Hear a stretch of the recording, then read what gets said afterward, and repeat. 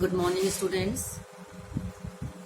गद्य संकलन से गौरी नामक पाठ पढ़ाएंगे, जिसकी लेखिका सुभद्रा कुमारी चौहान जी हैं। तो पहले संक्षेप में लेखिका परिचय बता दें। स्वतंत्रता संग्राम की सक्रिय सेनानी और राष्ट्र चेतना की अमर गायिका श्रीमती सुभद्रा कुमारी चौहान का नाम आधुनिक कवियों में प्रसिद्ध है। इनकी कविताओं में राष्ट्र प्रेम और अपने प्राचीन गौरव की गहरी छाप दिखाई देती है। झांसी की रानी लक्ष्मीबाई से संबंधित खूब लड़ी मर्दानी वह तो झांसी वाली रानी थी, ये शब्द आज भी सभी के हृदय में वीरता के भाव भर देते हैं। स्वतंत्रता संग्राम में अनेक बार जेल जाने के पश्चात इन्होंने अपनी अनुभूतियों को अपनी कहानी में व्यक्त किया है। ओके। गौरी शीर्षक कहानी एक चरित्र प्रधान कहानी है। इसमें सुभद्रा कुमारी चौहान ने स्वतंत्रता आंदोलन के समय का वर्णन किया है। इसके साथ साथ भारतीय नारी के कर्तव्य भावना और त्याग का आदर्श भी प्रस्तुत किया है। इस कहानी का अंत बहुत आकर्षक है। स्वतंत्रता सेनानी सीताराम जी वर्ष भर की जेल यात्रा के पश्चात जब वह अपने घर लौटते हैं तो वहां पर गौरी को, जो इस पाठ की मुख्य पात्रा है, उसको अपने जब घर में बच्चों के साथ देखते हैं और गौरी उनका चरण स्पर्श करके उन्हें अपने पति के रूप में स्वीकार कर लेती है। तो इस कहानी को पढ़ाया जाएगा।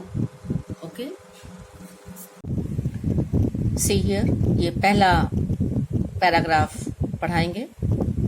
शाम को गोधूली की बेला कुली के सिर पर सामान रखवाए। जब बाबू राधा कृष्ण अपने घर आए तब उनके भारी भारी पैरों की चाल और चेहरे के भाव से ही कुंती ने जान लिया कि काम वहां भी नहीं बना। लेखिका के कहने का आशय यह है कि शाम का समय था, गोधूली बेला थी। गोधूली मीन्स संध्या समय था।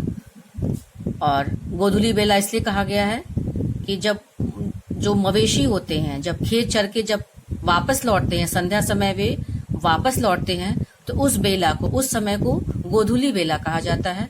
तो संध्या समय जब बाबू राधा कृष्ण अपने घर वापस लौटे तो उनके चेहरे के भाव और भारी कदमों से चलना, ये सारी चीजों को देखकर उनकी पत्नी का नाम कुंती है, उसने भाप लिया कि जिस काम के संदर्भ में उनके पति बाहर गए थे वह काम नहीं बना। क्लियर। आगे बताया गया कि वह एक तो यात्रा की थकान और दूसरा काम में सफलता न होने के कारण वह एकदम थक करके कुर्सी पर बैठ गए और तब उनकी पत्नी ने उनसे आग्रह पूर्वक हाथ मुंह धोने के लिए आग्रह किया और चाय पीने के लिए निवेदन किया। क्लियर। Next paragraph. इसी दौरान राधा कृष्ण और कुंती की पुत्री गौरी उसी के विवाह के संदर्भ में उसके पिता उसके लिए वर ढूंढने गए थे और अपने पिता को इस प्रकार चिंतित देखकर, हताश, व्यथित देखकर वह अपने आप को अपराधी महसूस करने लगी और एक अपराधी की भांति रसोई में जाकर अपने माता पिता के दृष्टि से बचती हुई चाय बनाने लगी अपने पिता के लिए। ठीक है। और वह सोच रही थी कि मेरे कारण ही मेरे माता पिता को इतना कष्ट उठाना पड़ रहा है। ये सारी चिंता की जड़ वह अपने आप को सोच रही थी। ठीक है। और उसने यह भी सोचा कि यदि उसका जन्म न हुआ होता तो उसके पिता को जगह जगह जाकर वर की तलाश में घूमना न पड़ता। उसके मन में यह भी आया कि वह जाकर के अपने माता पिता से कहे कि चाहे जिसके साथ उसकी शादी करा दे अथवा शादी न भी करें तब भी वह सुखी है। इस प्रकार यह सारी बातें सोचते हुए आत्मग्लानि और क्षोभ से, कष्ट से, दुख से उसका रोम रोम व्यथित हो उठा। Clear? Page number 15, first paragraph. Radha Krishna ji अपनी बेटी गौरी का विवाह योग्य वर से करना चाहते थे। सभी माता पिता की अभिलाषा होती है कि अपने संतान का विवाह अच्छे लड़के या अच्छी लड़की से करें। उसी प्रकार राधा कृष्ण और कुंती की भी सोच थी, परंतु सबसे बड़ी कठिनाई उनके सामने थी कि योग्य पुत्र का मूल्य चुकाने के लायक उनके पास उतनी संपत्ति नहीं थी, और गौरी 19 वर्ष की हो गई थी और उपयुक्त वर न मिलने के कारण उसका उचित विवाह वो नहीं कर पा रहे थे। गौरी उनकी एकमात्र इकलौती संतान थी और गौरी का स्वभाव निर्भीक था। वह स्वभाव से निर्भीक थी, दृढ़ निश्चयी थी और हठीलापन था उसके स्वभाव में। वह जिद्दी थी, जो वह सोचती थी वही करती थी। क्लियर?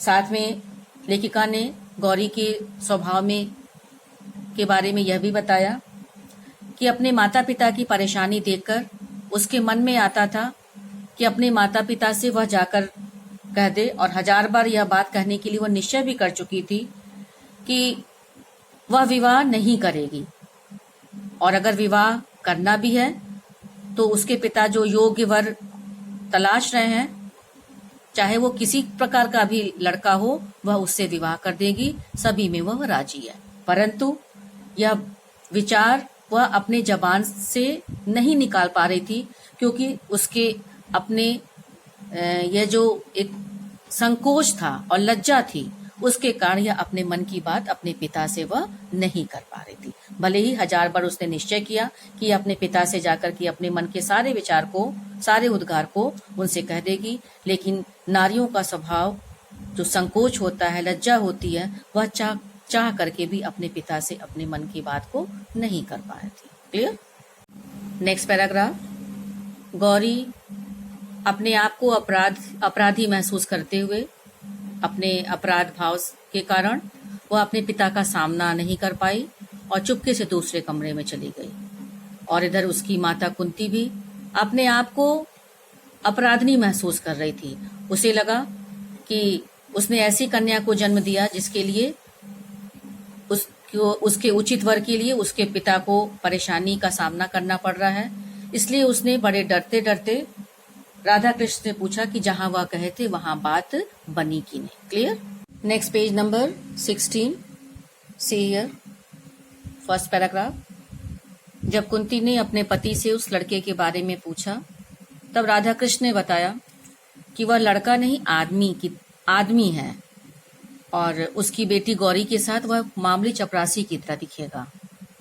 उसका रहन सहन भी बहुत खराब है और बहुत सीधा है, क्योंकि इतनी सीधाई भी अच्छी नहीं होती कि जिसके पीछे आदमी न दिखे, देखने में अच्छा न लगे। और उसकी उम्र भी अधिक है, 35-36 साल का है। उसके 2 बच्चे हैं और वह अपने बच्चों के लिए एक धाय चाहता है, और उसने यह साफ साफ कहा उस लड़के ने कि वह अपने बच्चों के लिए ही दूसरा विवाह करना चाहता है। क्लियर? आगे नेक्स्ट ईयर। अपने पति की बात सुनकर कुंती के भी विचार उस लड़के के प्रति अच्छे नहीं बने,